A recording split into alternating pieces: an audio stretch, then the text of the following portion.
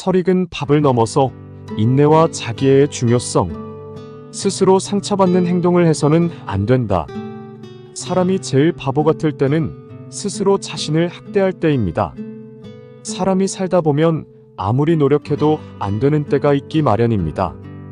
그런데 기를 쓰고 노력한다고 해서 반드시 이루어지지 않습니다.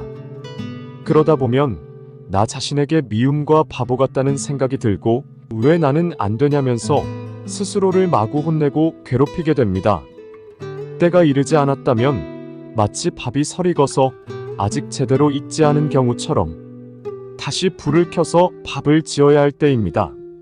시간이 걸리겠지만 인내심을 가지고 견뎌야 합니다.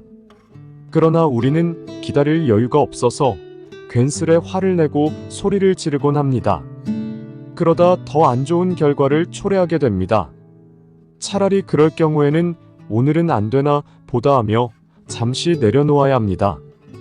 포기하라는 말이 아닙니다. 잠시 제3자의 입장에서 생각해 보라는 것입니다. 아무리 내가 주인공일지라도 가끔은 길이 안 보일 때가 있습니다. 그럴 때는 멀리서 나를 내려다보면 길이 보이기도 합니다. 자꾸 안 되는 것을 억지로 하다 보면 속 타는 것은 나 자신일 뿐이고 속상함이 가중되면 나를 좀먹는 이상한 행동을 할 수 있기 때문입니다.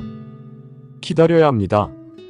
아직 밥이 될 시간이 되지 않았으니 내 밥 짓는 기계를 다시 확인해보고 나의 시간을 기다려야 합니다.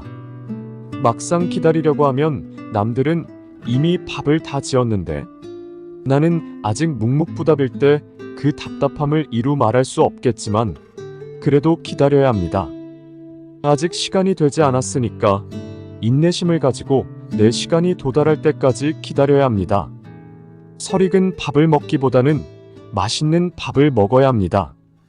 약간의 배고픔을 참지 못해 죽도 밥도 아닌 상태의 생쌀을 먹는 어리석은 짓은 해서는 안 됩니다. 분명히 맛있는 밥이 되는 순간이 올 것입니다. 그때를 위해 진득하게 기다리면서 다른 것을 해보면 됩니다. 밥이 되는 시간 동안 놀기보다는 기다림의 지루함을 달래기 위해 다른 활동을 해보세요. 여유를 가지고 책을 보거나 잠시 명상하거나 운동을 해보는 것도 좋습니다. 나의 관심을 외부로 돌려 좀 더 시간의 여유를 갖다 보면 어느새 나의 밥이 완성될 것이고 그러다 보면 맛있는 밥을 먹을 수 있을 것입니다. 우리 인생도 그러합니다. 각자의 밥 짓는 시간이 다릅니다. 시간이 동일하면 좋겠지만 사람마다 시간이 다릅니다. 저마다 태어난 환경과 재능이 다르기 때문입니다.